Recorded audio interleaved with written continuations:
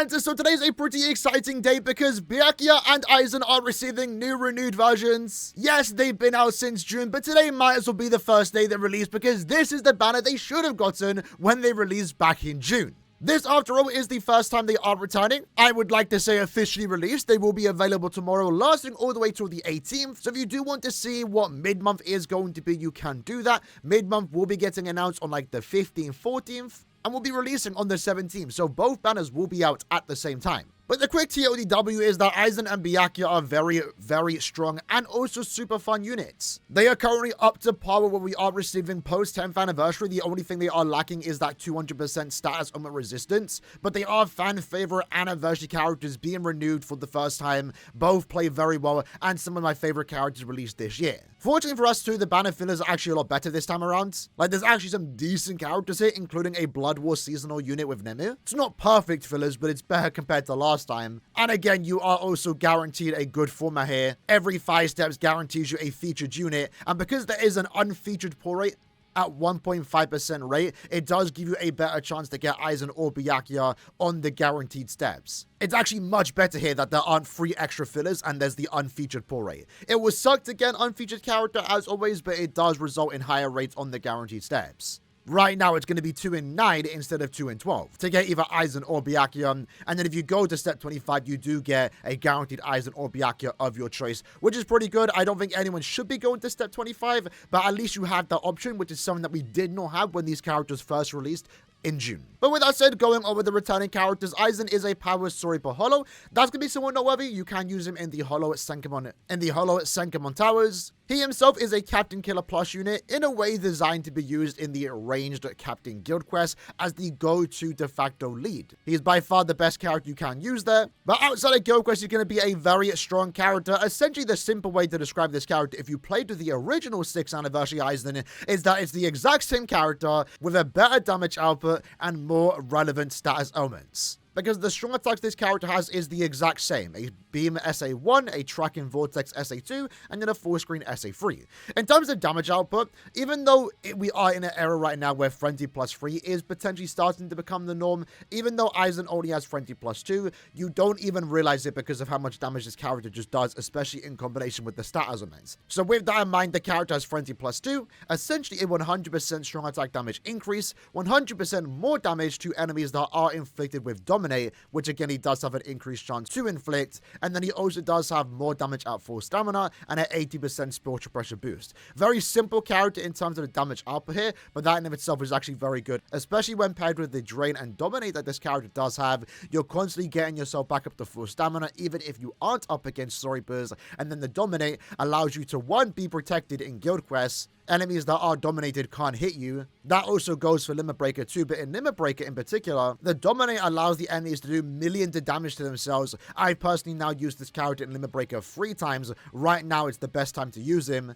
And even if in the future his damage maybe starts to fall off, maybe because he only has Frenzy plus 2, the Dominate in a way will allow him to remain relevant because the more HP the enemies have, the more damage they start to deal to themselves. And due to the fact that he does have a Tracking Vortex SA2 and an EX move, that is another Vortex, in the 2 poised enemy stages that you are going to come up against, you're pretty much just guaranteed to inflict Dominate all the time, again, even if you are up against non-Soripers. It's pretty much just 6th anniversary Aizen, but better, and that in of itself is a reason to get excited for this character, maybe summon for him. It's a very fun unit, and that in a way can also be said about Byakuya, a Mind Soriper captain with the Stun Rate to Killer Plus ability. Like always, for Guild Quest, he right now is the go-to lead. For the ranged Stun Rate to Guild Quest, if you have him, you're going to have a very easy time, because he has a very good strong attack kit for Guild Quest content, where essentially you don't even need to move. His SA1 and 2 are AoEs in front of him / around him. His EX move is another Vortex that surrounds him, and the character's damage output is so high that you're going to be doing a lot of damage very easily, and then also due to the paralysis, which is something that the original 5th anniversary Byakuya did lack. He had no stat elements. It does allow you to, get guaranteed 7 seconds of free damage. No enemy can attack you, of course, when paralyzed. In terms of damage output, in a way, he has a more relevant damage output when compared to Aizen, as he does have Frenzy plus 3, a 50% Berserker, 80% spiritual pressure boost upon inflicting paralysis plus, and then he also does do 50% more damage to paralyzed enemies. That's not all though, and that's not all though because he also then does offer 40% more strong attack damage when at full stamina. So damage output for both Aizen and Byakuya Byakuya, despite being somewhat different, one having Frenzy 2, one having Frenzy 3, both have crazy damage output regardless in their own unique ways. Both have good strong attacks, and what I really like about these characters too, a nice quality life, is that they both have long strike built in with also all status immunity, so that's really good for when you just decide to play with the character. Once more, if you're a fan of Byakuya, the 5th anniversary version, and want a new, better version, this is basically what this character is for. He's a bit different, at least when compared to Aizen. Aizen is basically a one-to-one recreation, at least in terms of strong attacks. Byakuya does play very differently, but also very similar in a way because he also kept the Vortex part, at least in the EX move. So that's it pretty much for the two main banner characters, very powerful units. Having a quick look at the other characters, Kon is a farming unit. His damage output is pretty much irrelevant. You're only ever going to use this character from crystals and also jewels, and that's pretty much what he is good for. He's a newish premium, so you might not have access to the character. So despite him not being the best unit available, he might be new for most accounts. Uru is pretty much just a Linkshot farmer, but also at the same time a really good support for power units, as she does provide more soul bomb damage, strong attack damage, and more damage to enemies that are inflicted by a status element.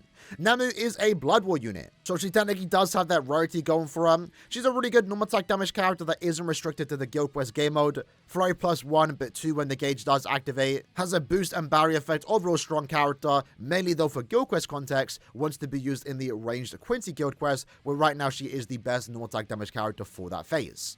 Jushiro is also just another farming character for crystals and also coins. Yamamoto is a really good normal attack damage character for the melee human Guild Quest.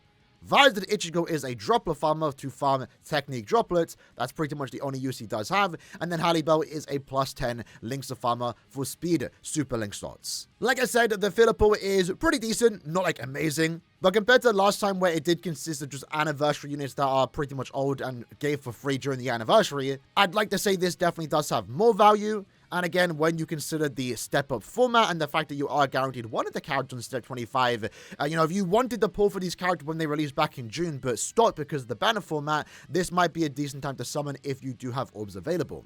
I think both characters are worth summoning for. I wouldn't go to step 25 unless you are a massive Byakuya and Aizen fan, because remember, these are premium units. You can get them from summon tickets. Even though you can get them from summon tickets, you're not, again, guaranteed them. It might be a very long time before you do get them from summon tickets, but that is always going to be a possibility, and that alone might be a reason not to summon on these characters in the hopes to just get them later on and save your orbs for those limited Blood War characters. I think if you're a new account, especially if you are missing most of the fillers, 5 to 10 steps shouldn't hurt. I myself might be doing a few steps on my old account because I do want to get dupes of Aizen and also Byakuya, and I'm not farming the point event that much to really reliably get them from summon tickets.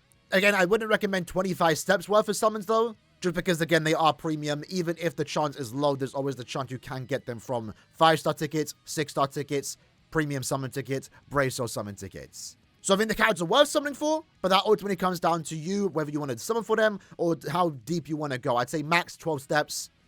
If anything, maybe if you just want to limit yourself, do the 2 discounts. Maybe go to the first guaranteed step. Test your luck. Assuming you have orbs available, because remember, we are getting close to the end of the year, pretty much at this point 2 to 3 months away, right? I think Aizen and Byakuya are going to hold up relatively well, especially in terms of damage output. My only problem with these characters more so is the fact that we are kind of going into a 200% resistance meta, at least in the context of Guild Quest, and that can be a bit annoying for them, but at the same time, due to their strong attacks, it's kind of okay. The main lead doesn't really need to be immune to status augments all that much. It's more so the side characters for Guild Quest. So while it could be a bit annoying, you can just traverse the map and try and dodge those 200% resistances whenever they do decide to come to Guild Quest for their respective Guild Quest phases. But overall, 2 strong characters. Let me know in the comments though if you do decide to summon. If you are, good luck on your summon, because I know they are 2 very popular characters and sought after, despite again being premium. Hope you guys enjoyed the video. See you guys next time. Take care and peace.